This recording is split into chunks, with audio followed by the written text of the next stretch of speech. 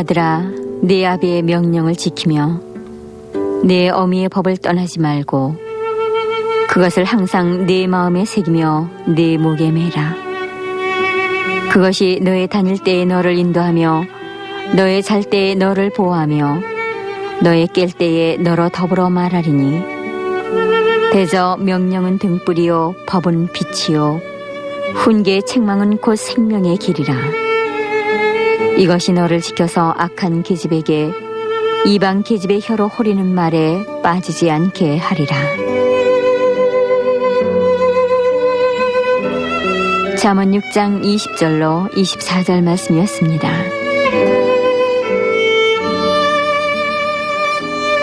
한 남자가 평생을 가파른 산 밑에 있는 방앗간에서 일했습니다. 매일 저녁 길고 고된 하루 일과가 끝나고 나면은 그 남자는 2마일 남짓되는 거리를 오르기 시작했습니다. 올라가는 길에 상당 부분이 가파르고 힘이 들었죠. 때로는 비 때문에 땅이 질척해서 지늘기 신발에 척척 달라붙어 올라가기가 더 힘이 들었고요. 그런데도 그 사람은 매일 밤 하루도 불평을 하지 않았습니다. 그 까닭은 집이 가까워짐에 따라 따뜻한 사랑의 불빛이 자기 집 창문에서 새어나와 자신의 귀가를 맞아주고 또한 발걸음을 인도해주기 때문입니다. 아주 멀리 떨어져 있어도 그 빛은 반짝였습니다. 처음에는 점만 하던 것이 점점 커져서 등불의 밝기만큼 커져갔죠. 그 남자에게는 세상에서 그보다 더 따뜻한 환영은 없었습니다. 그 남자에게 빛은 곧 가정이었습니다.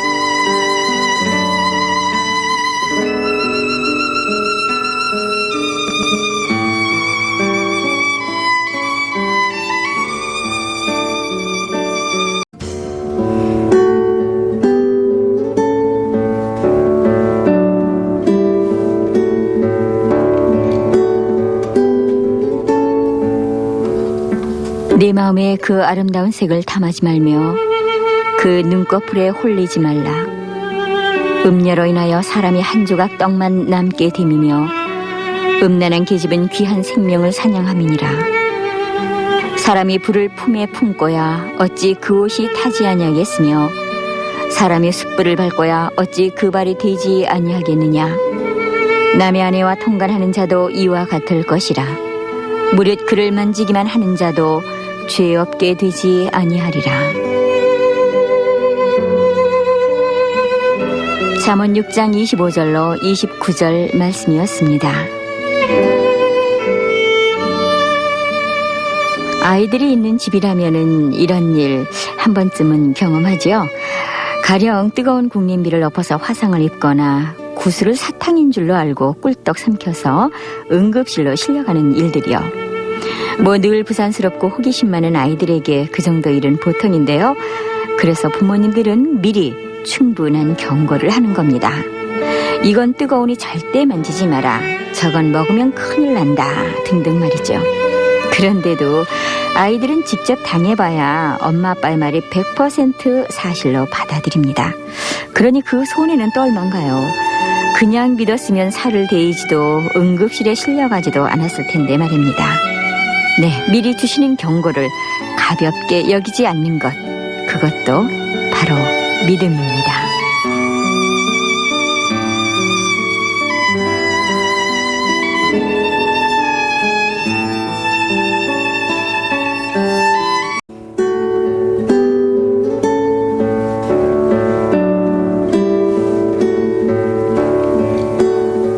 내 아들아, 내 말을 지키며 내 명령을 네게 간직하라. 내 명령을 지켜서 살며 내 법을 네 눈동자처럼 지키라. 이것을 네 손가락에 매며 이것을 네 마음판에 새기라. 지혜에게 너는 내 누이라 하며 명철에게 너는 내 친족이라 하라. 그리하면 이것이 너를 지켜서 음녀에게 말로 호리는 이방 계집에게 빠지지 않게 하리라.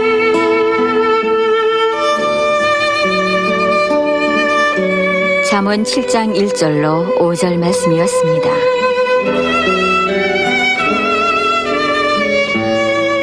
마음속에 품고만 있는 것과 말로 공표하는 것의 차이는 매우 크죠. 자신의 의지를 공표하고 나면은 아무래도 조금은 더 노력하게 되지 않을까요? 자신의 입을 부끄럽게 만들지 않기 위해서라도 말입니다. 그러니까 좋은 의지는 마음뿐만 아니라 입으로 새길 필요가 있는 겁니다. 혹시 이 가을에 마음속에 혼자서만 품고 있는 좋은 다짐이 있으십니까? 가령 나는 매일 1시간 이상 기도하겠다. 나는 매일 30분 이상 운동을 하겠다. 나는 일주일에 책 한 권을 꼭 읽겠다. 나는 건강을 위해서 다이어트를 하겠다. 이런 것들이요. 그렇다면은 가족에게, 친구에게, 동료에게 공표를 하십시오. 그렇다면은 그 마음가짐이 훨씬 더 새로워질 겁니다.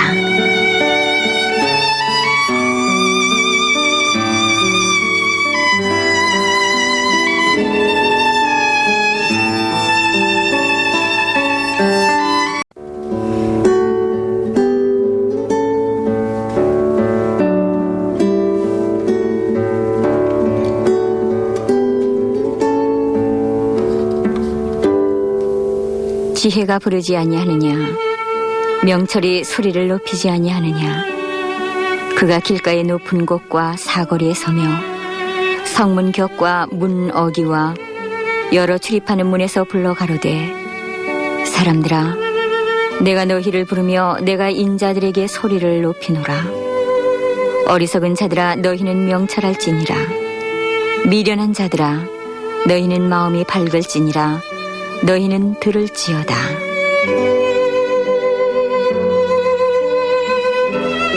잠언 8장 1절로 5절 말씀이었습니다.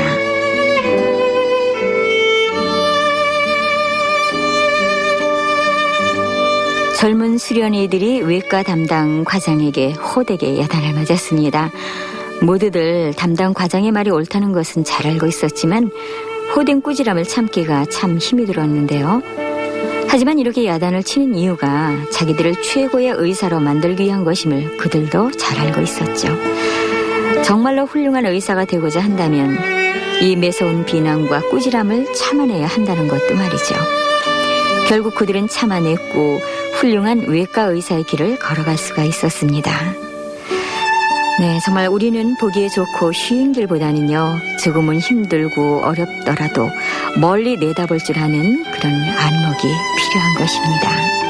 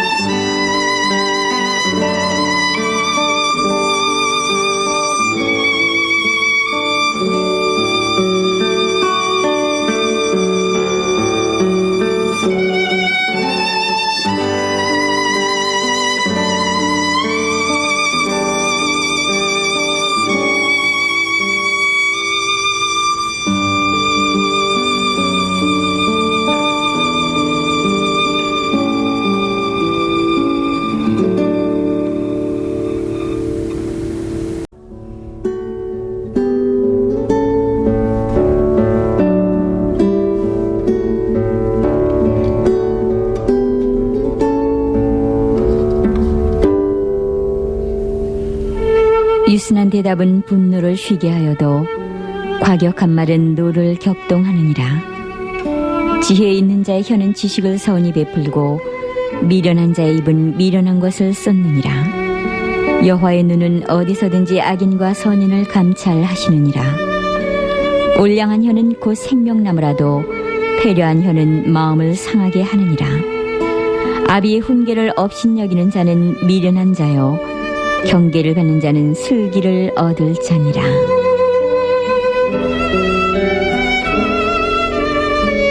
잠언 15장 1절로 5절 말씀이었습니다. 큰 회사의 법인 사무실에는 훌륭한 안전장치가 설치되어 있었습니다. 25년의 역사를 자랑하는 그 회사에서는 단 한 건의 침입 사건도 없었습니다.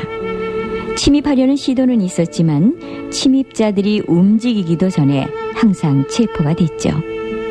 이런 훌륭한 안전장치의 비결은 감시인으로 하여금 주요 입구를 모두 지켜볼 수 있게 장치한 최첨단 기술 비디오 센터가 있기 때문이었습니다. 모니터에 둘러싸인 의자에 앉아서 감시인은 검문 절체를 볼 수가 있었던 것이죠.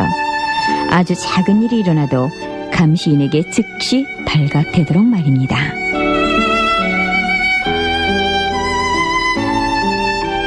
바로 하나님께서도 그런 감시인과 같습니다. 하나님께서 알지 못하게 일어나는 일은 없습니다. 아무리 작고 하찮은 행동일지라도 하나님의 눈을 피하지는 못하니까요.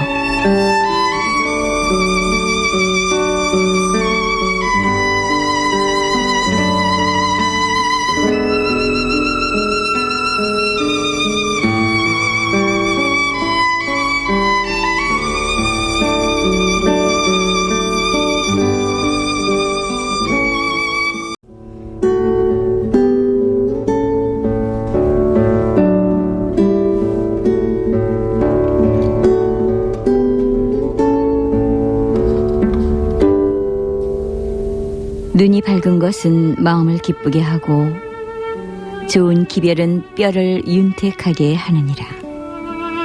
생명의 경계를 듣는 귀는 지혜로운 자 가운데 있느니라. 훈계받기를 싫어하는 자는 자기의 영혼을 경히 여김이라. 견책을 달게 받는 자는 지식을 얻느니라. 여호와를 경외하는 것은 지혜의 훈계라. 겸손은 존귀의 길잡이니라. 잠언 15장 30절로 33절 말씀이었습니다.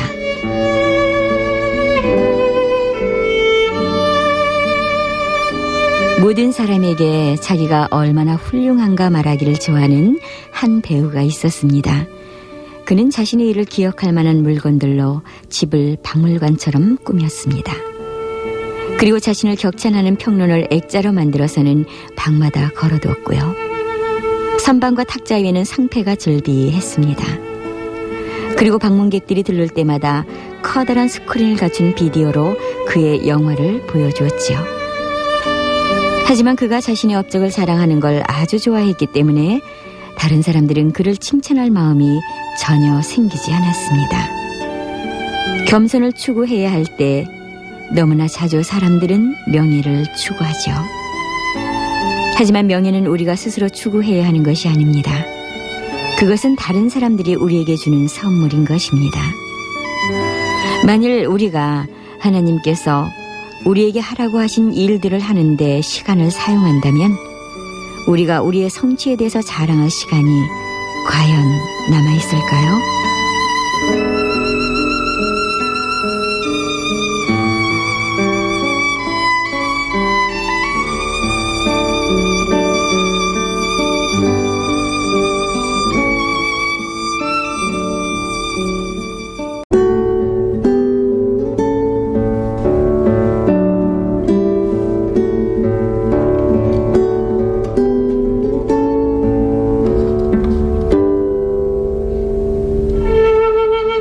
마음의 경영은 사람에게 있어도 말의 응답은 여호와께로부터 나오느니라.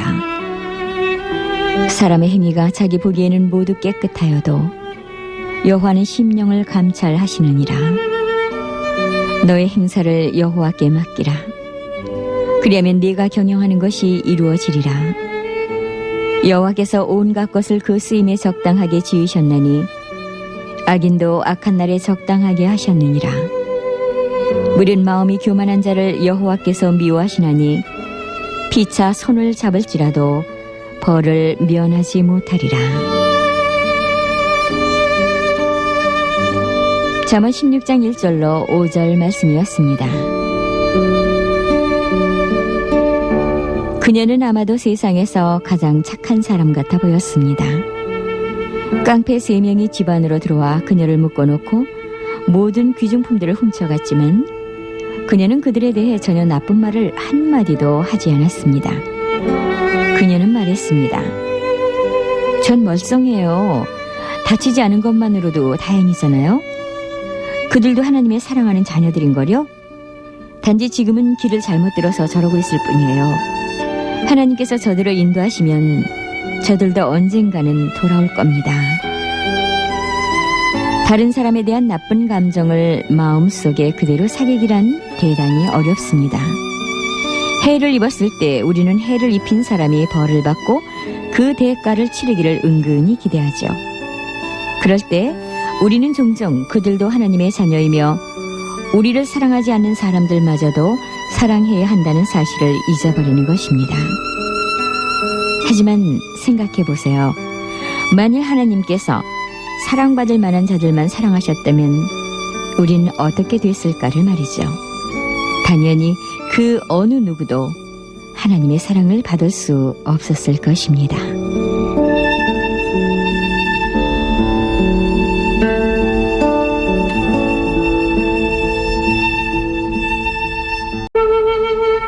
공평한 저울과 접시 저울은 여호와의 것이요 주머니 속의 저울추도 다 그가 지으신 것이니라.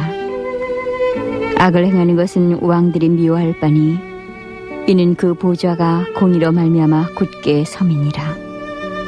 의로운 입술은 왕들이 기뻐하는 것이요 정직하게 말하는 자는 그들의 사랑을 입느니라. 왕의 진노는 죽음의 사자들과 같아도 지혜로운 사람은 그것을 쉬게 하리라. 왕의 희색은 생명을 뜻하나니 그의 은택이 늦은 비를 내리는 구름과 같으니라. 잠언 16장 11절로 15절 말씀이었습니다. 파종이 모두 끝났습니다. 땅을 고르고 씨를 심고 비료를 뿌렸죠. 이제 남은 것은 기다리는 일뿐이었습니다. 곧 비가 내리면 모든 것이 잘 되겠지만 1, 2주 내에 내리지 않으면 작물에 큰 피해가 있을 것입니다. 이른 봄비는 중요했습니다. 단비는 성공이냐 파산이냐를 결정하기 때문이죠. 하늘 높이 뭉게뭉게 구름이 떠오르면서 검은 구름으로 뒤덮였습니다. 멀리서 들리는 천둥 소리를 듣고 농부는 깊은 안도의 숨을 내쉬었죠. 우리의 최후의 운명이 또 다른 사람의 손에 달려있다는 사실을 받아들이는 일은 참 어렵습니다. 설령 하나님처럼 크신 분이라 할지라도 말이죠. 하지만 농부가 비가 내릴 첫 징조에 안심하는 것처럼 우리는 우리의 운명이 이미 어린 양 예수 그리스도의 피로 인침받았다는 사실로 안심할 수 있습니다. 하나님의 사랑이 우리를 구원하였다는 사실과 우리의 장래가 그의 은혜로 결정되었다는 사실을 아는 것보다 더 기쁜 일은 있을 수 없습니다.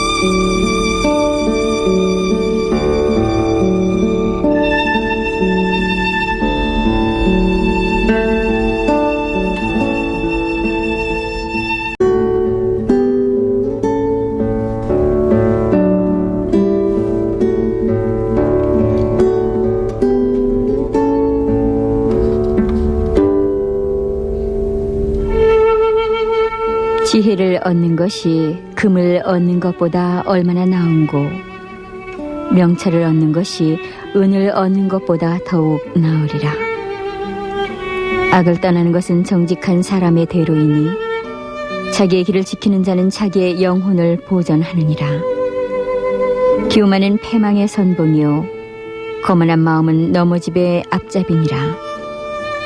겸손한 자와 함께하여 마음을 낮추는 것이 교만한 자와 함께하여 탈취물을 나누는 것보다 나으니라. 삼가 말씀에 주의하는 자는 좋은 것을 얻나니 여호와를 의지하는 자는 복이 있느니라.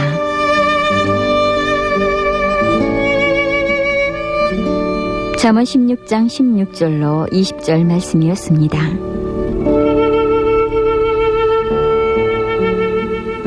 여선생님 한 분이 어려운 상황을 잘 해결하는 능력 때문에 큰 존경을 받았습니다. 아이들은 절대로 선생님이 힘들게 하지 않는 것 같았고요. 그리고 설령 아이들이 정도를 벗어나더라도 선생님은 문제를 빠르고 확실하게 해결했습니다. 아이들 대부분이 선생님을 사랑했고 학부형들은 선생님이 훌륭하다고 생각했습니다. 그 선생님의 학급은 상장을 받았고 아이들은 많은 약속을 했습니다. 그 여선생님은 자기가 가르치는 학생들에게서 가장 좋은 것을 끌어내는 법을 알고 있었습니다. 아이들을 다루는 능력에 대한 질문을 받으면 그녀는 이렇게 대답했습니다. 네, 각각의 아이들을 위해서 기도하죠. 상황을 해결하는 가장 좋은 방법을 늘 아는 건 아니에요. 하지만 하나님께서는 아시죠. 그리고 하나님과 제가 함께 일하기 때문에 잘못할 리가 없죠. 전 하나님이 아이들을 위해서 가장 좋은 일을 하도록 절 인도하신다는 걸 알아요. 진심으로요.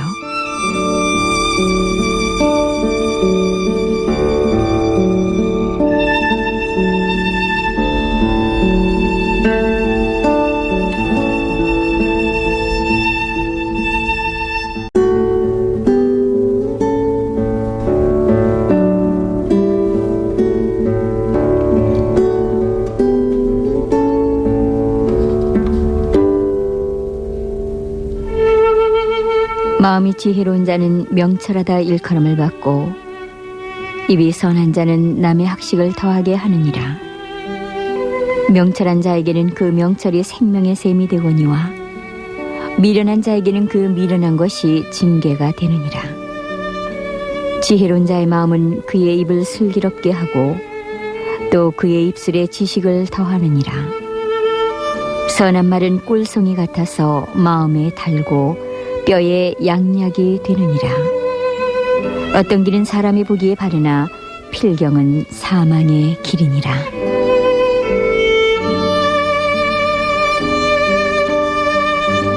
잠언 16장 21절로 25절 말씀이었습니다.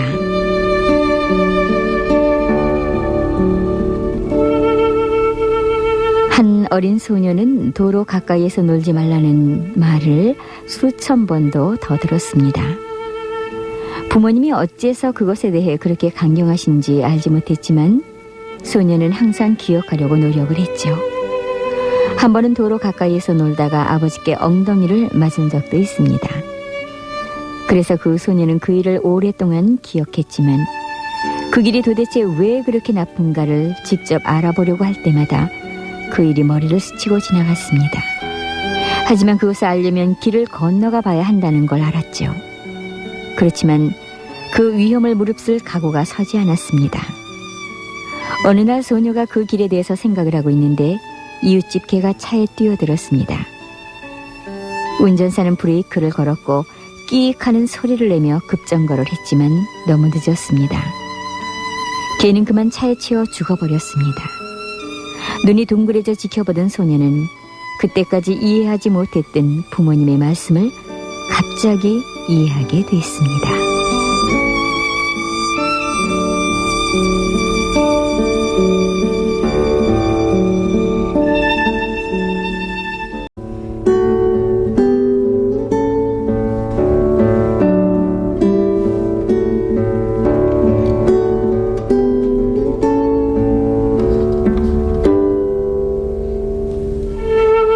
고되게 일하는 자는 식욕으로 말미암아 애쓰나니 이는 그의 입이 자기를 독촉함이니라. 불량한 자는 악을 꾀하나니 그 입술에는 맹렬한 불 같은 것이 있느니라. 패역한 자는 다툼을 일으키고 말쟁이는 친한 벗을 이간하느니라. 강포한 사람은 그 이웃을 꾀어 좋지 아니한 길로 인도하느니라. 눈짓을 하는 자는 패역한 일을 도모하며 입술을 닫는 자는 악한 일을 이루느니라. 잠언 16장 26절로 30절 말씀이었습니다. 그는 오랫동안 잘 관찰하면 누구에게서든 비밀을 찾으리라는 걸 알았습니다. 상대는 그 스스로가 말하듯 성인 군자리가 없었죠. 모든 사람에게는 비밀이 있게 마련입니다. 그들은 정치판에서 어쩔 수 없이 만나야만 했습니다. 일단 대중들이 그가 대학 시절 약물을 복용해서 치료를 받았다는 사실을 알면 그의 깨끗한 명성은 손상될 것이고 그는 꿈에서 깰 것입니다. 그 일이 30년 전에 일어났다는 것은 중요하지 않았습니다. 중요한 것은 그런 일이 있었다는 것이었죠. 상대의 명성을 훼손시키기 위해서 필요한 것은 그것이 전부였습니다. 네, 늘 감사한 것은요, 하나님께서는 우리가 행한 일들을 용서해 주셨다는 것이죠.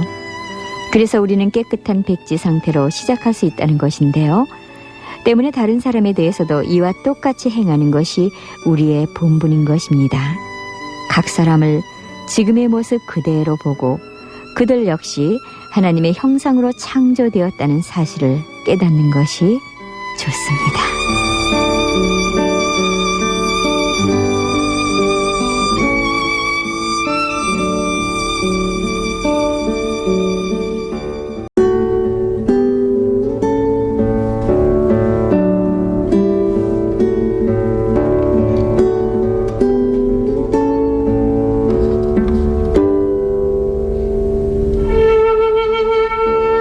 마른 떡 한 조각만 있고도 화목하는 것이 육선이 집에 가득하고 다투는 것보다 나으니라.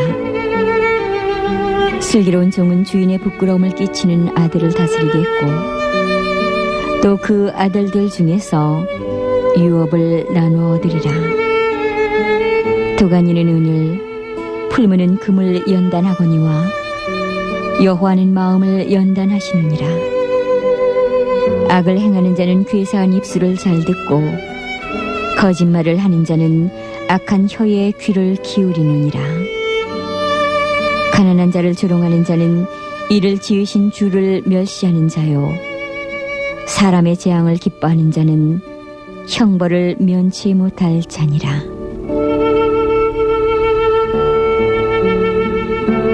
잠언 17장 1절로 5절 말씀이었습니다. 소녀들이 옆집으로 가기 위해서 인도를 걷고 있었습니다. 그들은 오후 내내 기아에 허덕이는 사람들을 위한 구제금을 모금하고 있었는데 상당한 효과가 있었습니다. 옆집 대문에서 노크를 하자 한 남자가 대답을 했습니다. 저희는 캘커타에서 기아에 허덕이고 있는 어린이들을 위해 모금을 하고 있습니다. 조금만 내주시겠습니까? 이 부탁에 남자는 말했습니다. 아니, 조금도 내고 싶지 않소. 캘커타의 가난한 자들에 대해선 관심이 없소. 먹고 싶으면 나처럼 일을 하라고 하시오. 그들이 일을 해서 생활비를 벌지 않는다면 앞으로도 그들은 계속 기아에 허덕일 거요. 그 말을 함과 동시에 남자는 아연해하는 소녀들 앞에서 문을 꽝 하고 닫았습니다. 우리가 깨닫든 깨닫지 못하든 가난한 사람들은 우리의 책임입니다. 자칭 하나님의 자녀라고 하면서 어려움에 처한 사람들을 무시하면 하나님은 우리 안에 계시지 않을 것입니다. 선택은 항상 우리가 하는 것입니다.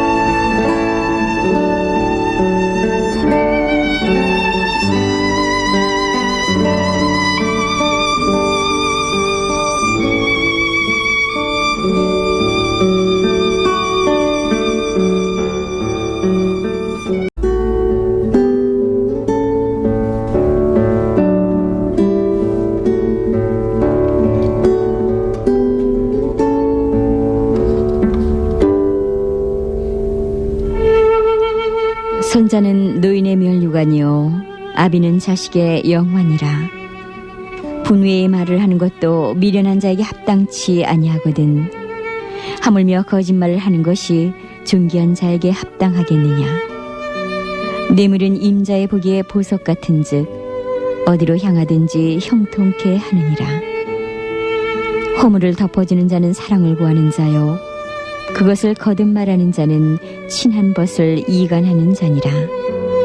한마디로 총명한 자를 경계하는 것이 매 100개로 미련한 자를 때리는 것보다 더욱 깊이 박이느니라.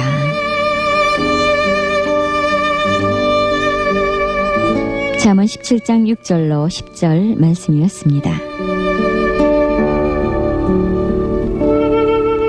비가 억수같이 쏟아지고 있었고 그녀는 타이어를 어떻게 갈아야 하는지 몰랐습니다. 비가 그렇게 심하게 내리는 한 누가 차를 멈추고 자기를 도와줄 거라는 희망을 가질 수 없었습니다. 갑자기 창문을 두드리는 소리가 들려 그녀는 창문을 조금 열었습니다. 왜 그러십니까?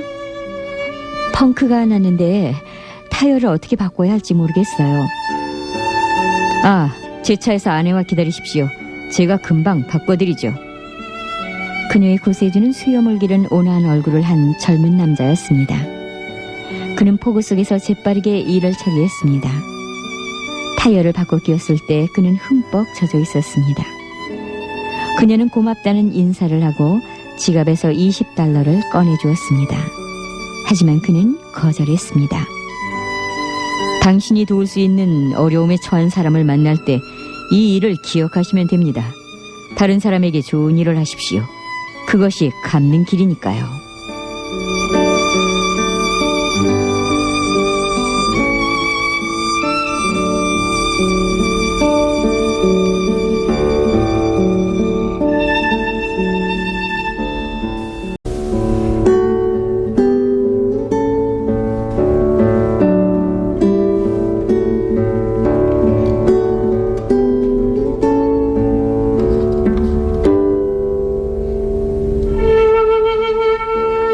악한 자는 반역만 힘쓰나니 그러므로 그에게 잔인한 사자가 보냄을 입으리라.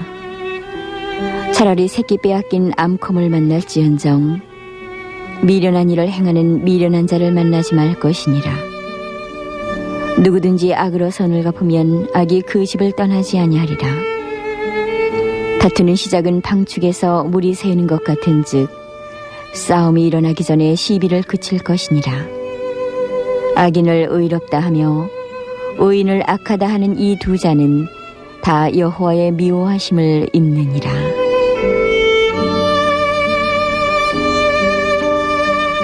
잠언 17장 11절로 15절 말씀이었습니다. 재판은 곧 끝날 것 같아 보였습니다.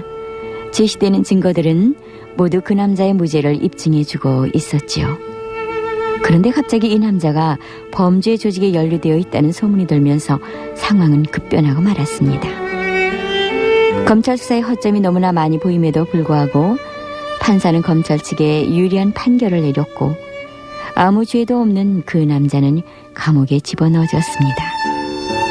변호사는 판사에 대해서 미심쩍은 부분이 있다고 늘 생각을 해왔지만 이번 재판을 통해서 누군가가 뒤에서 조종하고 있음을 확실히 느낄 수 있었습니다. 판사의 부정직함으로 죄 없는 한 사람이 감옥에 들어갔고 진짜 범인은 버젓이 무죄로 풀려난 것입니다. 정의는 그것이 실현되는 만큼이나 부패할 수가 있죠. 단지 법정에서뿐만 아니라 일상생활에서도 말입니다. 착한 사람들이 벌을 받고 악한 사람들이 오히려 영웅으로 추대받기도 합니다. 이것을 위해서 바로 우리의 예수님이 오십니다. 마지막 심판날에 정의는 실현될 것입니다.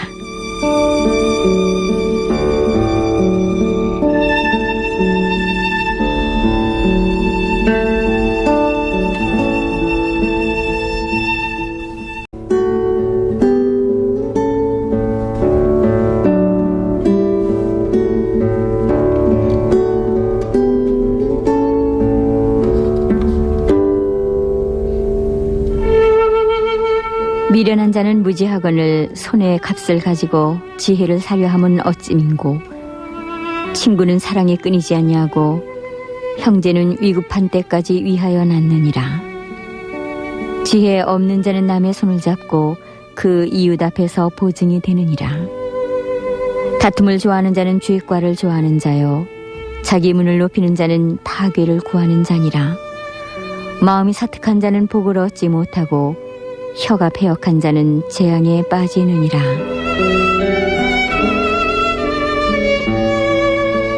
잠언 17장 16절로 20절 말씀이었습니다. 그는 그것을 믿을 수가 없었습니다. 그는 거의 30년 동안을 한 회사에서 일을 했습니다. 그런데 갑자기 그가 해고를 당했습니다. 그는 다른 일은 전혀 모르고 살았습니다. 지금까지 했던 고된 일들이 모두 무익한 일처럼 느껴졌습니다. 그는 착실한 사원이었고 분쟁을 일으킨 적도 없었습니다. 그때 그는 적당한 사유도 없이 해고된 것이 부끄러웠죠. 그는 무엇을 해야 할지 답답했습니다. 문을 두드리는 소리에 그는 깊은 생각에서 깨어 대답을 하려고 일어섰습니다. 밖에는 형이 기다리고 있었는데 형이 서 있는 걸 보니 눈물이 났습니다. 안 좋은 일이 일어날 때마다 형은 그의 기분을 풀어주려고 찾아왔습니다. 그곳에 서 있는 형을 보자 그는 걱정할 게 전혀 없는 듯이 기분이 좋아졌습니다. 어떤 일이 일어나건 그는 형에게 항상 의지할 수 있음을 알았습니다.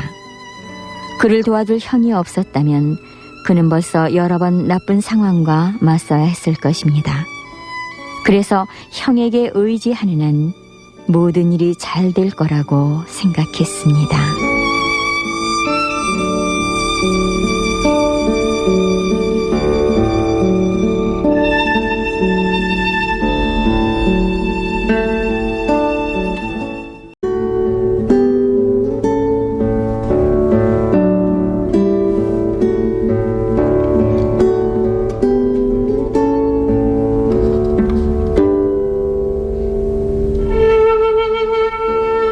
미련한 자를 낳는 자는 근심을 당하나니 미련한 자의 아비는 낙이 없느니라.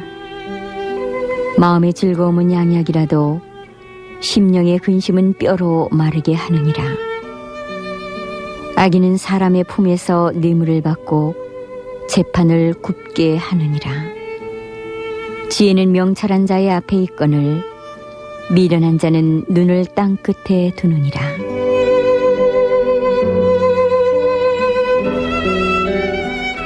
잠언 17장 21절로 24절 말씀이었습니다.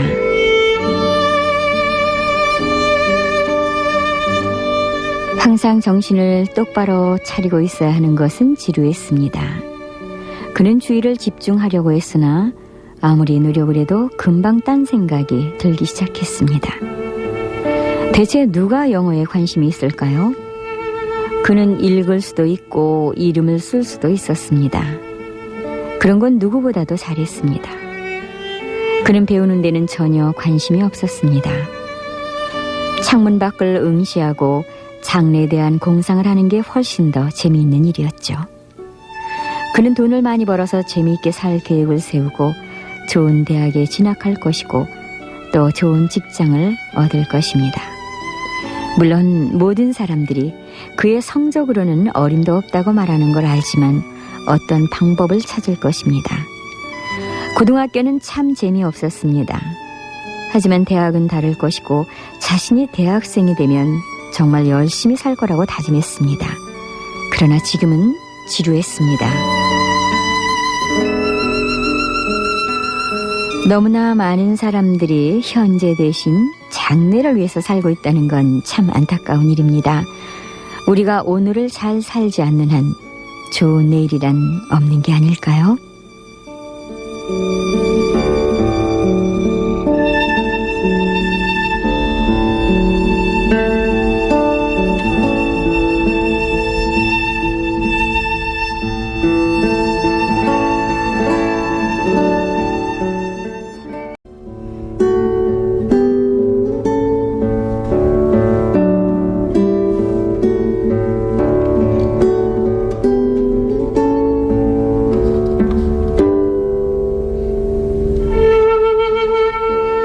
미련한 아들은 그 아비의 근심이 되고 그 어미의 고통이 되느니라.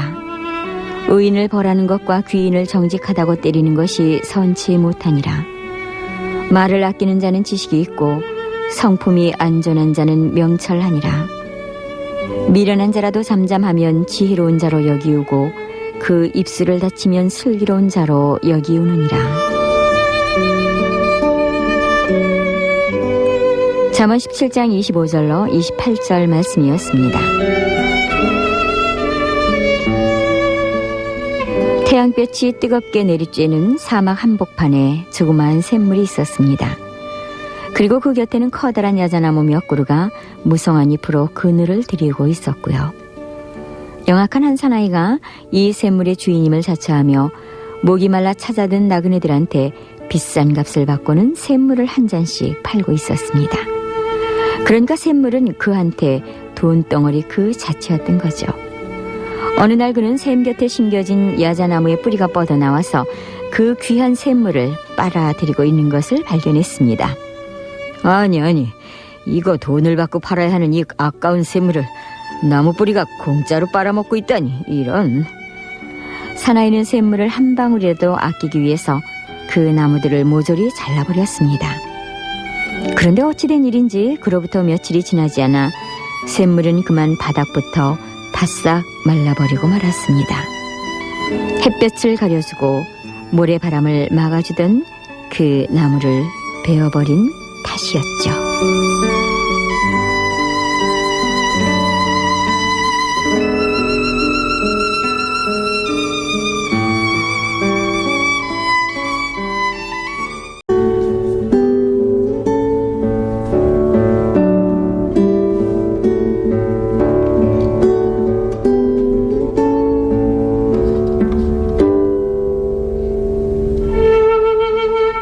무리에게서 스스로 나뉘는 자는 자기의 소욕을 따르는 자라. 온갖 참 지혜를 배척하느니라. 미련한 자는 명철을 기뻐하지 아니하고 자기의 의사를 드러내기만 기뻐하느니라. 악한 자가 이럴 때에는 멸시도 따라오고 부끄러운 것이 이럴 때에는 능욕도 함께 오느니라. 명철한 사람의 입의 말은 깊은 물과 같고 지혜의 샘은 솟아오르는 내와 같으니라. 악인을 두어하는 것과 재판할 때에 의인을 억울하게 하는 것이 선하지 아니하니라. 잠언 18장 1절로 5절 말씀이었습니다. 집주인은 그녀가 술집에 나가는 여자인 것을 알면서도 방을 내주었습니다. 그는 그녀가 집 안으로까지 일을 끌어들이지 않는 한 어떤 일을 하든 상관하지 않겠노라고 말을 했습니다. 그러나 그녀는 손님들을 데리고 밤에 들어오기 시작했고 그는 어쩔 수 없이 그녀에게 가서 얘기를 했습니다. 그녀는 집세를 꼬박꼬박 내면서 내가 원하는 사람들을 데리고 들락거리는 게 무슨 잘못이냐며 오히려 자신의 권리를 주장했습니다. 그러자 집주인이 대답했습니다. 보세요. 나는 인간적으로 당신을 판단하려는 게 아니오. 난 단지 당신이 하는 일이 마음에 들지 않는 것뿐이오. 당신이 우리 집에 사는 것은 좋소. 하지만 그렇다고 당신이 하고 싶은 대로 다 할 수는 없지 않소. 이건 개인적인 편견으로 하는 말이 아니라 정상적인 상식이외다.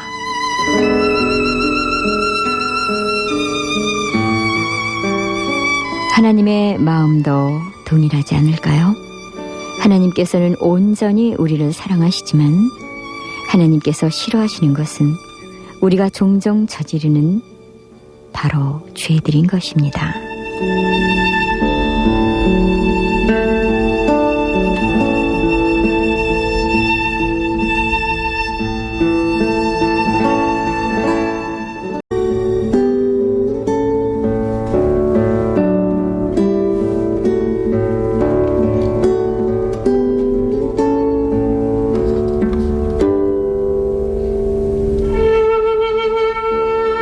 미련한 자의 입술은 다툼을 일으키고 그 입은 매를 자청하느니라.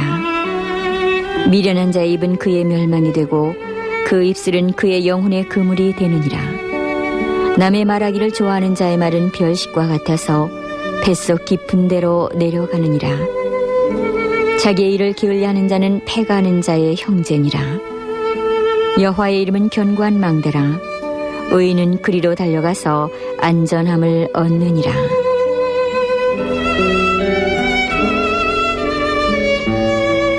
잠언 18장 6절로 10절 말씀이었습니다. 요새는 바로 1마일 앞에 있었습니다. 군인들은 사태가 악화되면 자신들이 안전한 성벽으로 철수할 수 있다는 걸 알았지요. 싸움이 매우 절망적이어서 두려울 수도 있지만 요새와 아주 가까이 있다는 사실이 특별한 위로가 되었습니다. 퇴각 나팔 소리의 문이 열리면 위로와 피난처가 있을 것입니다. 적들이 뒤쫓아와봐야 아무 소용도 없습니다. 최소의 탑이 언덕 위로 솟아 있었습니다. 그리고 그것은 싸움터에 있는 모든 군인들에게 힘의 상징이었죠. 하나님께서는 항상 가까이 있는 그런 요새시죠. 싸움을 할 때나 혹은 혼돈스러울 때 우리는 우리의 힘이요 피난처인 주님께 달려갈 수 있는 겁니다. 일단 주님의 강한 보호 안에 있으면 우리는 언제나 그리고 항상 안전합니다.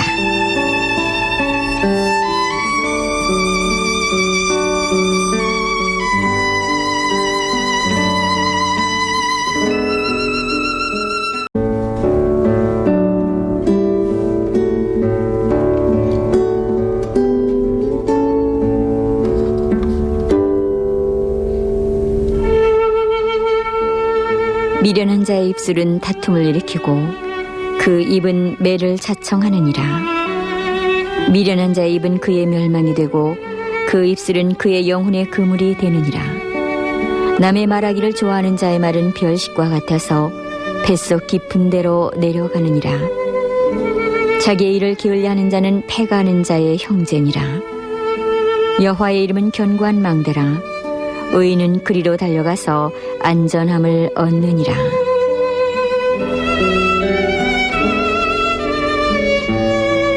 잠언 18장 6절로 10절 말씀이었습니다. 요새는 바로 1마일 앞에 있었습니다. 군인들은 사태가 악화되면 자신들이 안전한 성벽으로 철수할 수 있다는 걸 알았지요. 싸움이 매우 절망적이어서 두려울 수도 있지만 요새와 아주 가까이 있다는 사실이 특별한 위로가 되었습니다.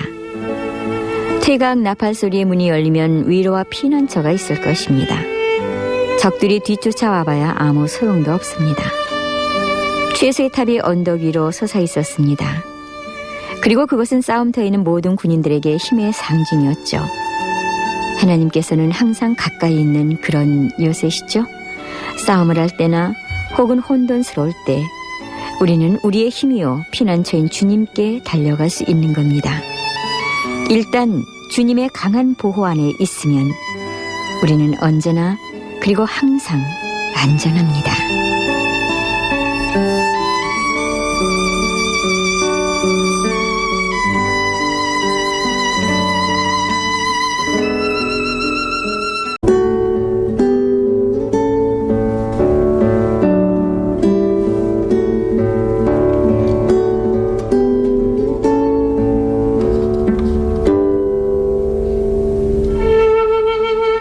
타인을 위하여 보증이 된 자의 옷을 취하라. 외인들의 보증이 된 자는 그 몸을 볼모 잡힐지니라. 속이고 취한 식물은 맛이 좋은 듯하나 후에는 그 입에 모래가 가득하게 되리라. 무릇 경영은 의논함으로 성취하나니 모력을 베풀고 전쟁할지니라. 두루 다니며 한담하는 자는 남의 비밀을 누설하나니 입술을 벌린 자를 사귀지 말지니라. 자기 아비나 어미를 저주하는 자는 그 등불이 유암 중에 꺼짐을 당하리라.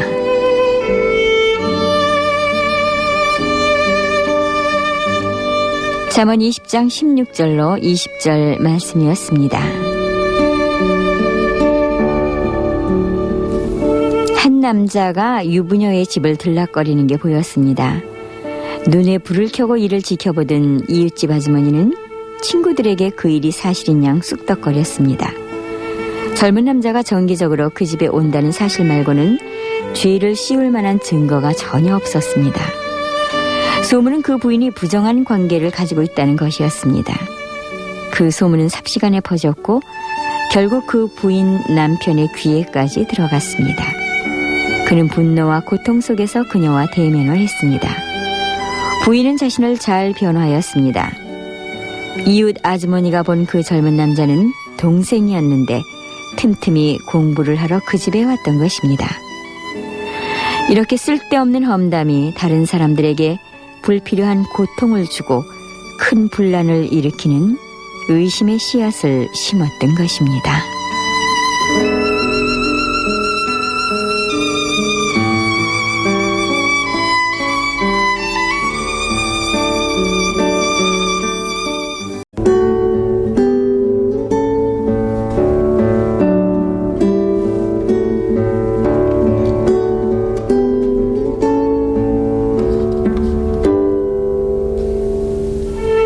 처음에 속히 잡은 산업은 마침내 복이 되지 아니하느니라.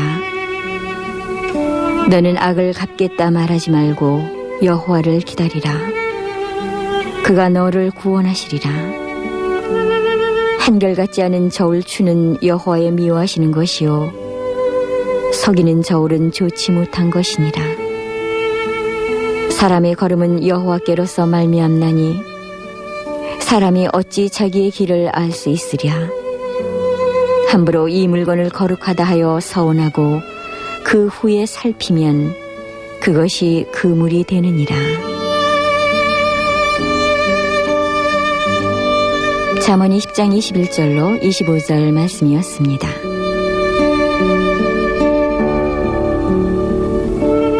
기분이 멈추면 일도 멈추고 기분이 살아나야만 일을 합니다. 기분이 좋으면 천사처럼 행동하지만 기분이 나쁘면 악마로 돌변합니다. 나는 어찌된 사람입니까? 남의 흠을 찾아내는 데 전문가입니다. 비판에 빠르고 용서와 관용에는 느립니다. 법대로 하고 원칙대로 하지만 마음의 동기는 늘 이기적입니다. 나는 어찌된 사람입니까? 성급하여서 소망 가운데 바라지 못하고 인내하기에 부족합니다. 무슨 일이든 서둘러 성급하게 해치웁니다. 충동적이고 기다릴 줄 모릅니다. 나는 어찌된 사람입니까? 온통 내 노력으로 가득 차 있습니다. 계획하고 예측하지만 어떤 때는 절망해서 조급하게 마음이 쫓깁니다. 일을 주시는 주님을 잊고 삽니다. 나는 어찌된 사람입니까? 즉흥적인 생각에 따라 행동합니다. 갑작스럽게 대중 없이 일함으로 위로의 말이 필요할 때 꾸중하고 징계의 꾸지람이 필요할 때 오히려 위로합니다. 나는 어찌된 사람입니까?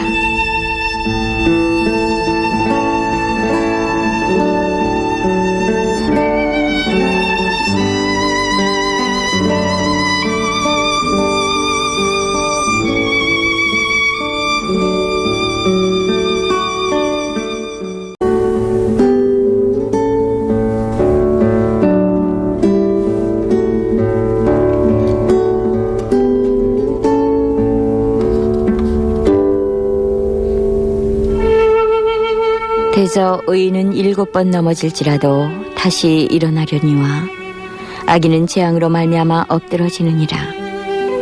네 원수가 넘어질 때에 즐거워하지 말며 그가 엎드러질 때에 마음에 기뻐하지 말라. 여호와께서 이것을 보시고 기뻐하지 아니하사 그의 진노를 그에게서 옮기실까 두려우니라. 너는 행악자들로 말미암아 분을 품지 말며 악인의 형통함을 부러워하지 말라. 대저 행악자는 장래가 없겠고 악인의 등불은 꺼지리라.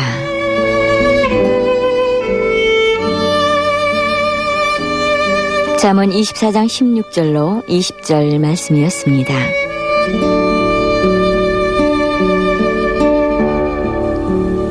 그것이 때때로 그를 아주 미치게 했습니다.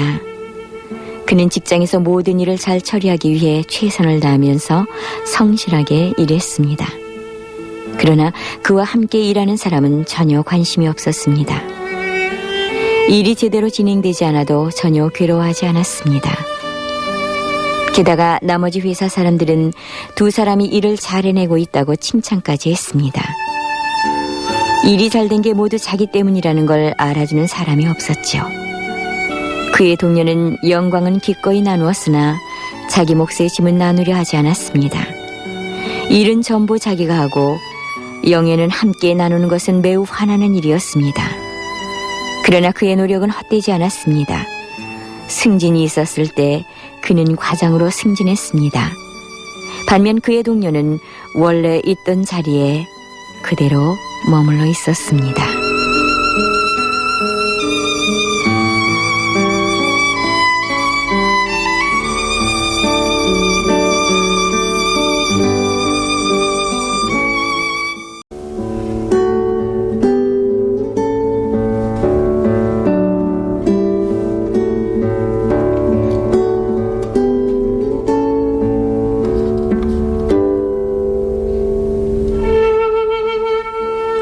앞에서 스스로 높은 채 하지 말며 대인의 자리에 서지 말라.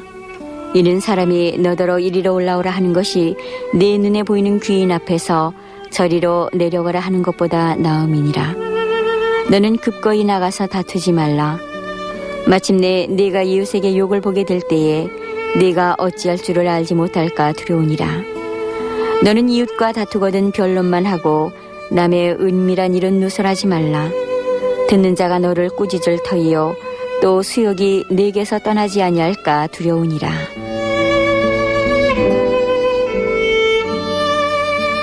잠언 25장 6절로 10절 말씀이었습니다. 정비소 주인이 경고장을 보냈지만 회신이 없었습니다. 10달 동안 돈을 받지 못했기 때문입니다. 그는 6월에 세무서에 그런 사실을 알렸지만 거기서도 역시 무시를 당했죠. 마침내 그는 작은 손해 때문에 그들을 법정에 소환했습니다. 피고 측은 수리가 제대로 이행되지 않았음을 알리는 내용으로 그들이 보냈던 편지의 복사본을 제출했습니다. 수리가 제대로 되지 않던 차에 더 큰 문제가 생겼고 그들은 그 차를 다른 곳으로 가져가야 했던 것입니다. 정비소 주인은 그들에게 만족스러운 수리를 해주지 않았습니다. 그래서 그들은 돈을 지불하지 않았습니다. 그들은 최초의 수리가 아주 부실했다는 사실을 증명하기 위해 두 번째 정비소에서 공증한 진술서를 제출했습니다. 판사는 피고 측에 유리한 판결을 내리고 정비소 주인에게 그 태만이 일으킨 손해에 대한 보상을 하라는 명령을 내렸습니다.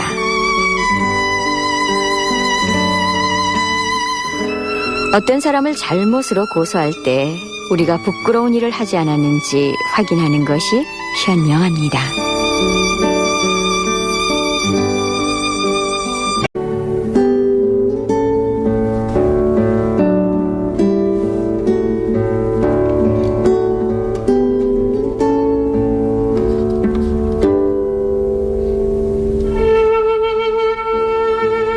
성실히 행하는 가난한 자는 사곡히 행하는 부자보다 나으니라. 율법을 지키는 자는 지혜로운 아들이요 탐식자를 사귀는 자는 아비를 욕되게 하는 자니라. 중한 별리로 자기 재산을 많아지게 하는 것은 가난한 사람을 불쌍히 여기는 자를 위하여 그 재산을 저축하는 것이니라. 사람이 귀를 돌이키고 율법을 듣지 아니하면 그의 기도도 가증하니라. 정직한 자를 악한 길로 유인하는 자는 스스로 자기 함정에 빠져도 성실한 자는 복을 얻느니라.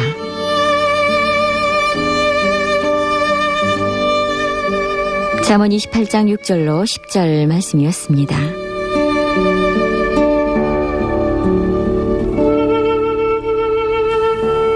그것은 평생 한 번뿐인 제안이었습니다. 그는 확실히 돈을 벌 수 있는 사업에 투자할 기회를 잡았습니다. 형이 그 사업에 참여하도록 제안을 했던 것입니다. 그러나 단점이 있었습니다. 그 사업을 하려면 건물을 신축해야 하는데 그러기 위해서는 몇몇 사람들을 살던 집에서 몰아내야 했습니다. 다소 수상한 거래가 행해지고 사람들은 건축회사에게 약탈을 당했습니다. 집주인들은 자신들이 지닌 재산의 가치를 조금도 몰랐습니다. 그 제안에 대해 오랫동안 고심한 끝에 결국 그는 그 사업에 참여하지 않기로 결정을 했습니다. 다른 사람들을 희생시키면서까지 돈을 버는 일은 죄책감을 갖는 것으로 보상이 되지는 못합니다. 가난한 자로 남아 떳떳하게 거울에 비친 자신을 보는 것이 부자가 되어 그것 때문에 자신을 미워하는 것보다 낫습니다.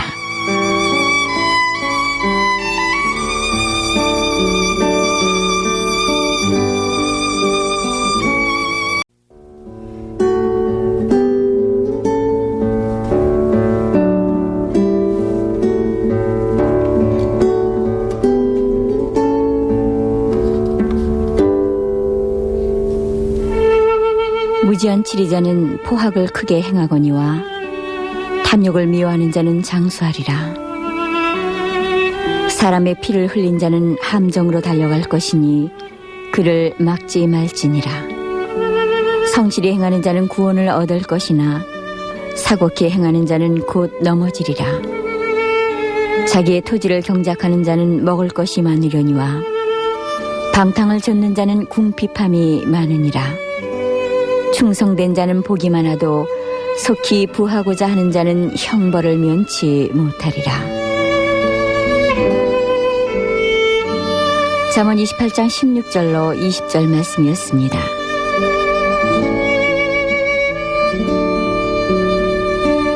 그녀는 어려운 결정을 내렸고 그 후로 얼마나 그 결정을 후회했는지 모릅니다. 그녀는 단 한 남자만을 좋아했고 연애를 했습니다. 그는 야망은 없었지만 성실한 사람이었습니다. 지금의 상태와 하고 있는 일에 만족했고 또 초조해야 할 이유가 없었습니다. 그때 데이빗이라는 청년이 나타났습니다. 그는 잘생기고 말도 잘했으며 포부도 컸습니다. 그는 그녀가 바라는 것은 무엇이든 해줄 수 있다고 장담을 했습니다. 그녀는 그런 그가 믿음직하고 멋있어 보였습니다. 그러나 막상 결혼을 하고 보니 그가 했던 약속은 모두 다 말뿐임을 알게 됐습니다.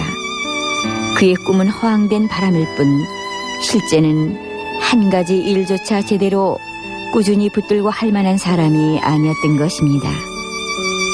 그녀는 자기를 그렇게 오랫동안 꾸준히 사랑해 주었던 옛 남자를 떠난 자신이 너무도 미웠습니다.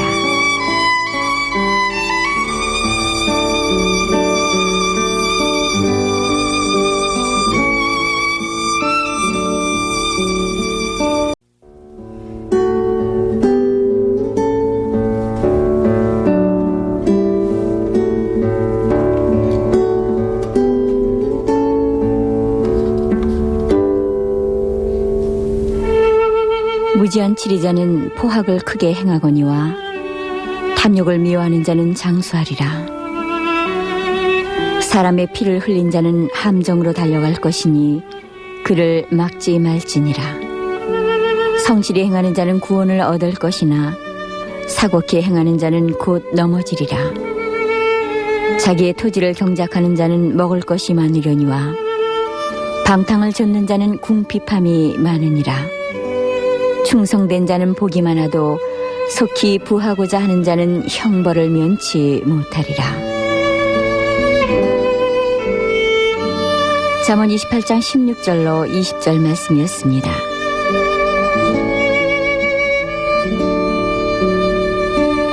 그녀는 어려운 결정을 내렸고 그 후로 얼마나 그 결정을 후회했는지 모릅니다.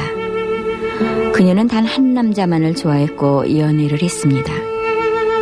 그는 야망은 없었지만 성실한 사람이었습니다. 지금의 상태와 하고 있는 일에 만족했고 또 초조해야 할 이유가 없었습니다. 그때 데이빗이라는 청년이 나타났습니다. 그는 잘생기고 말도 잘했으며 포부도 컸습니다. 그는 그녀가 바라는 것은 무엇이든 해줄 수 있다고 장담을 했습니다. 그녀는 그런 그가 믿음직하고 멋있어 보였습니다.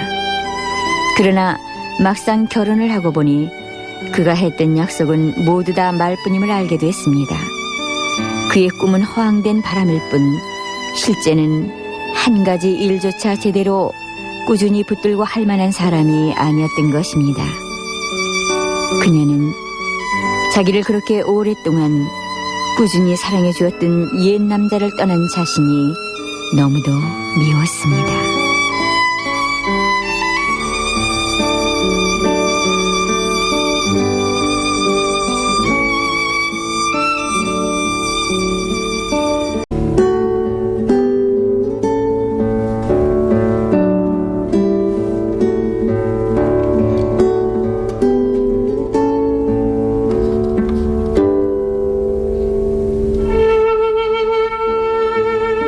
사람의 낯을 보아주는 것이 좋지 못하고 한 조각 떡을 인하여 범법하는 것도 그러하니라. 악한 눈이 있는 자는 재물을 얻기에만 급하고 빈궁이 자기에게로 임할 줄은 알지 못하느니라. 사람을 경책하는 자는 혀로 아첨하는 자보다 나중에 더욱 사랑을 받느니라. 부모의 물건을 도적질하고 죄가 아니라 하는 자는 멸망케 하는 자의 동륜이라. 잠언 28장 21절로 24절 말씀이었습니다.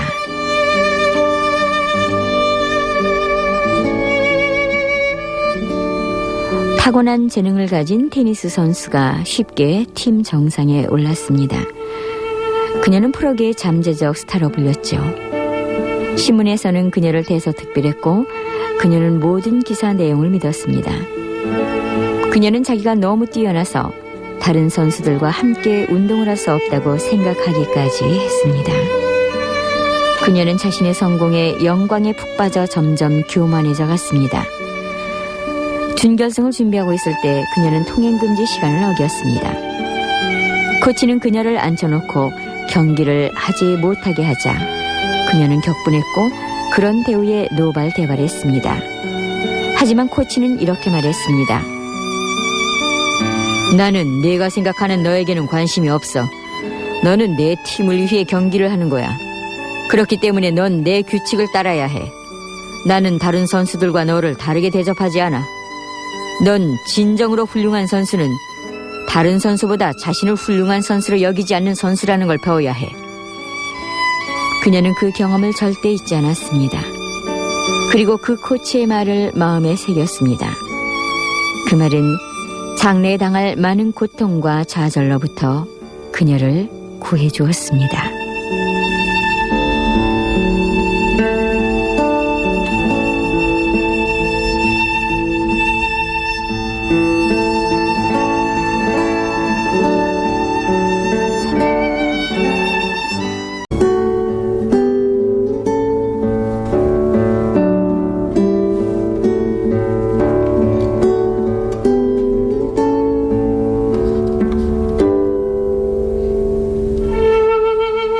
마음이 탐하는 자는 다툼을 일으키나 여호와를 의지하는 자는 풍족하게 되느니라. 자기의 마음을 믿는 자는 미련한 자요 지혜롭게 행하는 자는 구원을 얻을자니라. 가난한 자를 구제하는 자는 궁핍하지 아니하려니와 못본치 않은 자에게는 저주가 많으리라. 악인이 일어나면 사람이 숨고 그가 멸망하면 의인이 많아지느니라.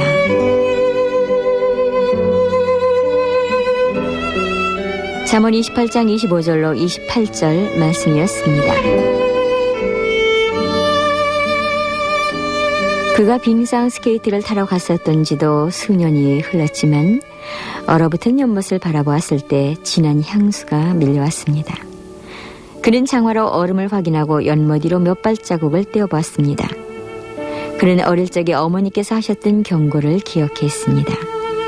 어머니는 항상 동생과 그에게 스케이트를 타기 전에 조심스럽게 얼음을 확인하라고 했습니다. 그는 항상 그 규칙을 기억했지만 동생은 그러질 않았습니다. 동생은 부모님의 말씀을 듣지 않았습니다. 동생은 자기가 가장 잘하는 것처럼 행동했습니다. 언젠가 그들이 스케이트를 타러 갔을 때 동생은 얼음 위에서 아주 경쾌하게 춤을 추었습니다. 그런데 얼음이 너무 얇아서 어떤 조치를 취하기도 전에 그는 빠지고 말았습니다. 네, 우리는 항상 가장 잘 안다고 생각할 때 재난을 당하기가 쉬운 것입니다.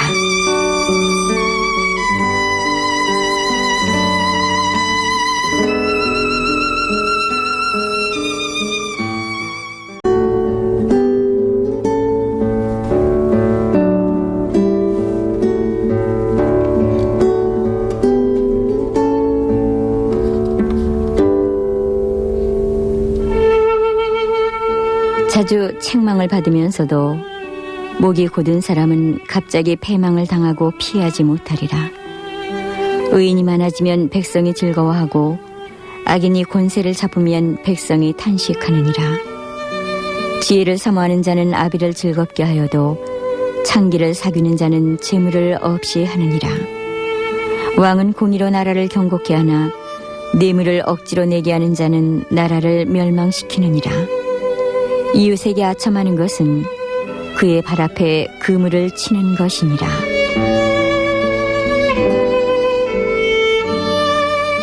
잠언 29장 1절로 5절 말씀이었습니다.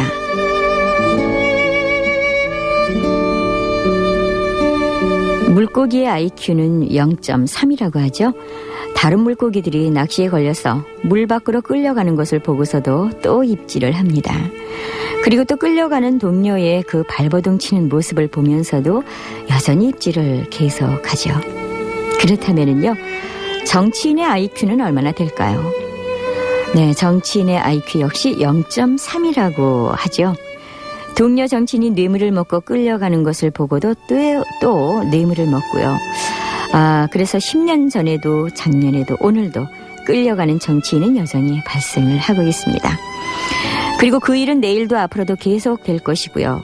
그렇다면 보통 사람들의 IQ는 또 얼마나 될까요? 역시 0.3을 넘지 못합니다. 그러기에 지난날의 은혜를 곧 잊어버리고 옆 사람이 하나님을 믿어서 복받는 것을 보면서도 하나님을 믿지 못하고 있는 것입니다.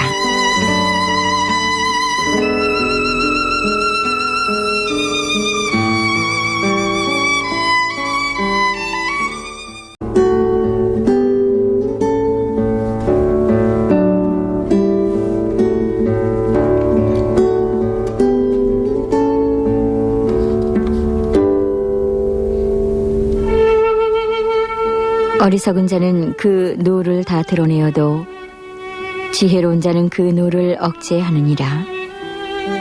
관원이 거짓말을 신청하면 그 하인은 다 악하니라. 가난한 자와 포악한 자가 섞여 살거니와 여호와께서는 그들의 눈에 빛을 주시느니라. 왕이 가난한 자를 성실히 신원하면 그 위가 영영이 견고하리라. 채찍과 꾸지람이 지혜를 주거늘 임의로 하게 버려두면 그 자식은 어미를 욕되게 하느니라.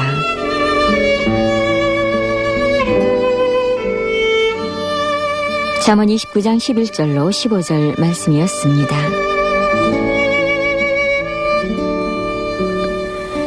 그는 직장으로 걸어다니는 길이 너무 싫었습니다. 그의 사무실은 빈민간의 중심부에 있었고 출퇴근 때마다 거리에 앉아 구걸하는 사람들을 보는 게 지겨웠습니다.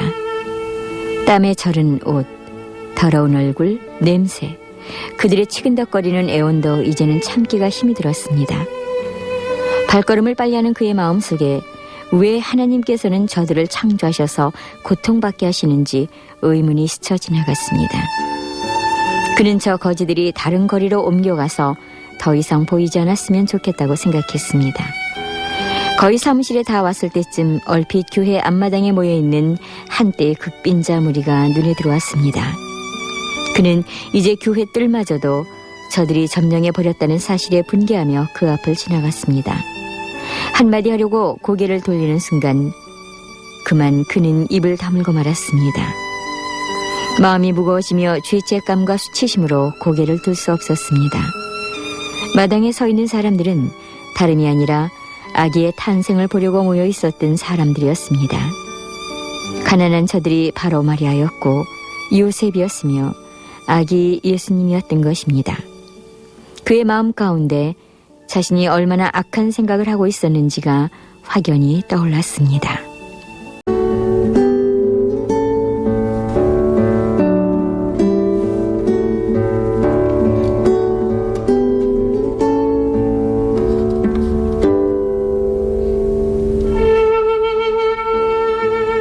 악인이 많아지면 죄도 많아지나니 의인은 그들의 망함을 보리라.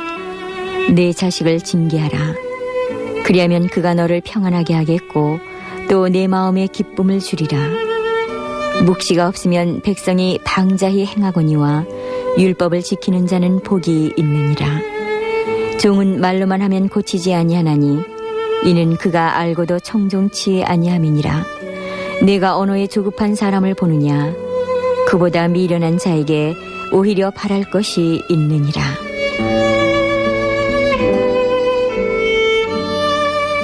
잠언 29장 16절로 20절 말씀이었습니다.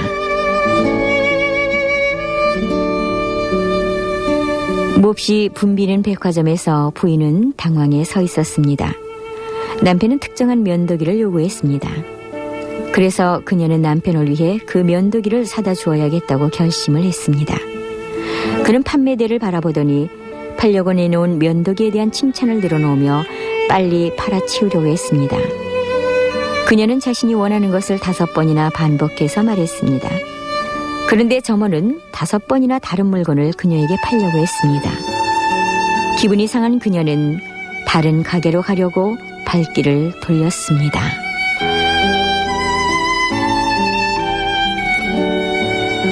우리가 하는 말을 들으려 하지 않으면서 자기들의 입은 다물지 않는 사람들을 대할 때 정말 절망스럽죠. 말하는 대신에 듣는 법을 배워야 할 사람들이 참 많이 있습니다. 우리는 들을 때 비로소 배울 수가 있는 것입니다.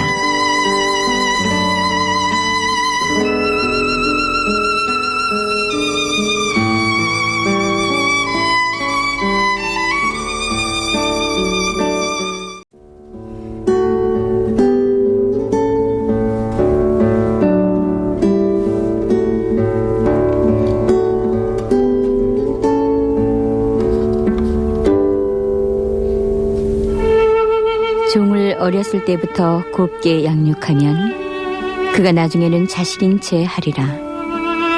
노하는 자는 다툼을 일으키고 분하여 하는 자는 범죄함이 많으니라. 사람이 교만하면 낮아지게 되겠고 마음이 겸손하면 영예를 얻으리라. 도적과 짝하는 자는 자기의 영혼을 미워하는 자라. 그는 맹세함을 들어도 직고하지 아니하느니라.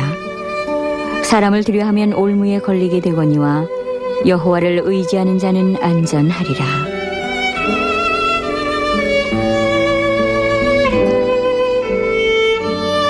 잠언 29장 21절로 25절 말씀이었습니다.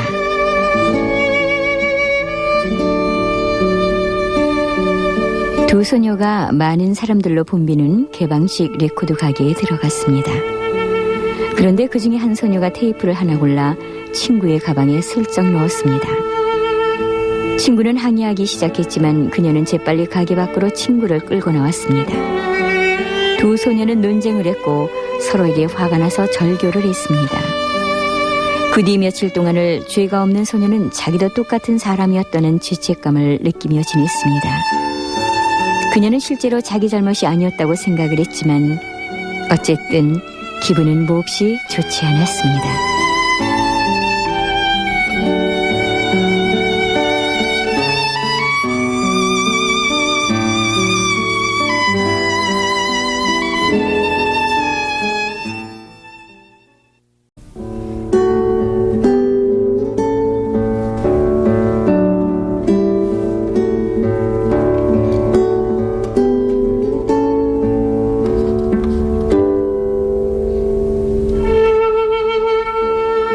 세상을 진동시키며 세상으로 견딜 수 없게 하는 것 서너시 있나니 곧 종이 임금된 것과 미련한 자가 배부른 것과 꺼림을 받는 계집이 시집한 것과 계집종이 주모를 이은 것이니라. 땅에 작고도 가장 지혜로운 것 넷이 있나니 곧 힘이 없는 종류로되 먹을 것을 여름에 예비하는 개미와 약한 종류로되 집을 바위 사이에 짓는 사반과 임금이 없으되 다 때를 지어 나아가는 메뚜기와 손에 잡힐만 하여도 왕궁에 있는 도마뱀이니라.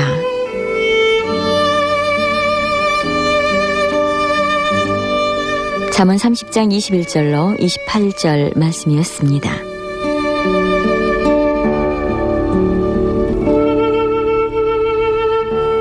그것은 지켜보기가 어려웠습니다. 그 여자는 평생 하루도 일하지 않았습니다. 그녀는 대학 시절 내내 어떤 것도 제대로 배우지 않고 빈둥거렸습니다. 그녀는 지방을 유랑했고 가는 곳마다 아무런 기여도 못했습니다. 마침내 그녀는 아버지가 살고 계신 고향으로 갔고 아버지는 그녀를 도와주었습니다.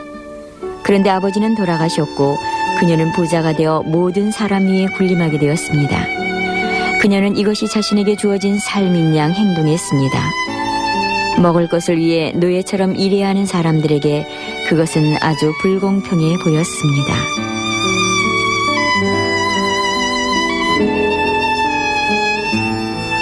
네, 때때로 악이 선을 이기는 것처럼 보이고 정의가 아닌 불의가 규칙인 것 같아 보입니다. 사실 이 세상에 사는 동안에는 그것이 맞다고도 할 수 있죠. 하지만 영원한 세상을 생각할 때 악은 오직 잠깐 동안만 번영을 누릴 뿐입니다. 그리고 우리에게는 축복으로 가득할 영생에 대한 확신이 있는 것입니다.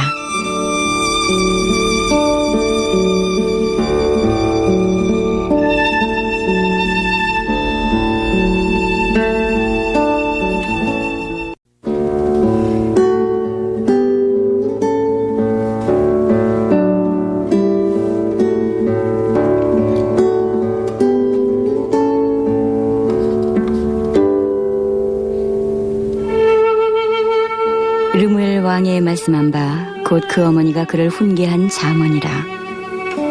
내 아들아 내가 무엇을 말할꼬, 내 태에서 난 아들아 내가 무엇을 말할꼬, 서원대로 얻은 아들아 내가 무엇을 말할꼬. 내 힘을 여자들에게 쓰지 말며 왕들을 멸망시키는 일을 행치 말지어다. 르무엘아, 포도주를 마시는 것이 왕에게 마땅치 아니하고 왕에게 마땅치 아니하며 독주를 찾는 것이 주권자에게 마땅치 않도다.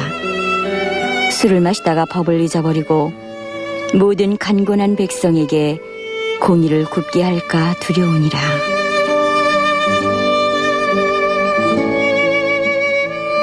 잠언 31장 1절로 5절 말씀이었습니다.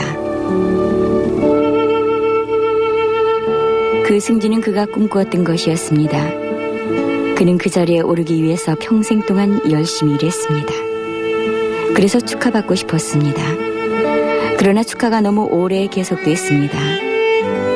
그는 원래는 자축하기 위해 마시기로 했던 술이 압박을 푸는 방법으로 바뀌었다는 것을 알게 됐습니다.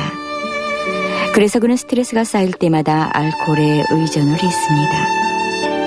그는 직장에서 술을 마시기 시작했습니다. 성과가 부진해지고 그의 일은 점점 너절해졌고 그는 결국 해고되었습니다. 힘들게 이뤄놓은 일들은 마치 망가진 목발에 의지하다가 쓰러진 것처럼 모두 다 헛된 것이 되었습니다.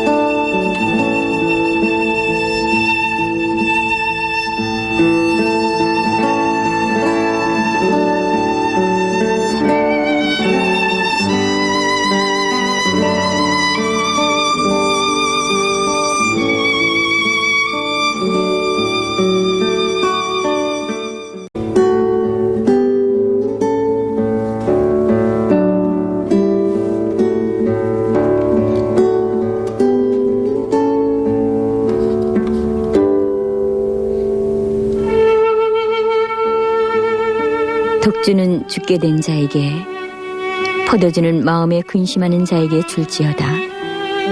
그는 마시고 그 빈궁한 것을 잊어버리겠고 다시 그 고통을 기억지 아니하리라.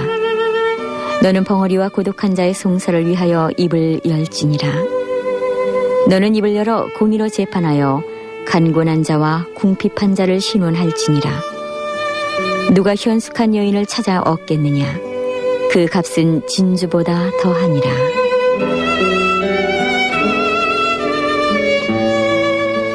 잠언 31장 6절로 10절 말씀이었습니다. 나는 계산대에서 어린 소녀를 보았습니다. 소녀는 정신이 없고 당황하고 흥분한 것 같았습니다. 2, 3분 후에 나는 그 소녀가 머뭇거린다는 것을 알았습니다.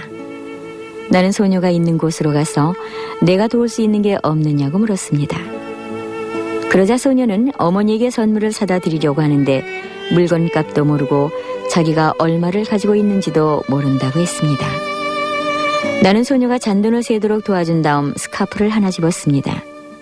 그것은 소녀가 가지고 있는 돈보다 훨씬 더 비쌌습니다. 그래서 나는 점원을 불렀습니다. 나는 점원에게 소녀가 가진 돈만으로 스카프를 팔고 소녀가 간 후에 내가 차액을 주면 어떻겠느냐고 했습니다. 그는 그러마고 했고 소녀는 선물을 꼭 움켜쥐고 기쁘게 떠났습니다. 우리가 도우려고만 한다면 도울 수 있는 사람들이 이 세상에는 얼마든지 있다는 사실 기억해야겠습니다.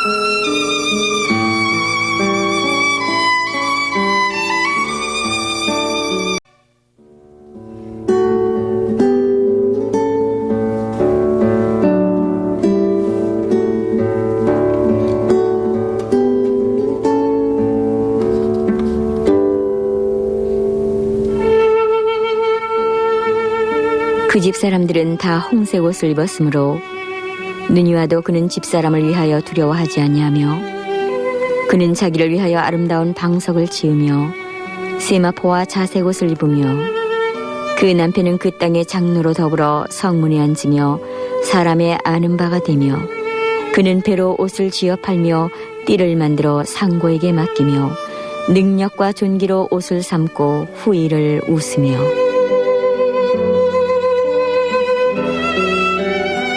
잠언 31장 21절로 25절 말씀이었습니다. 그는 자신의 삶을 돌아보았습니다. 그리고 만족했습니다. 그들은 한 번도 부자가 아니었습니다. 그들은 결코 자신들이 해야 한다고 알고 있는 일보다 더 많은 일을 한 적이 없었습니다. 그렇다고 그들이 항상 가난했다는 의미는 아니었습니다. 그녀의 아이들은 항상 옷을 입었고 신을 신었습니다. 그리고 배를 채우기에 충분한 음식을 먹었습니다. 그들은 일이 잘 되도록 모두 협력해야 했습니다. 하지만 가족이라면 그렇게 해야 합니다. 그녀의 아이들은 서로 사랑했습니다. 다른 집의 가족들은 부수적인 일들에 묶여 있었지만 그녀의 가족은 사랑과 나눔의 시간을 쏟았습니다. 가족들은 불 옆에 앉아 오랫동안 이야기를 나누곤 했습니다. 그 시간들은 추억이 되었습니다. 그들의 추억은 금보다 귀했습니다.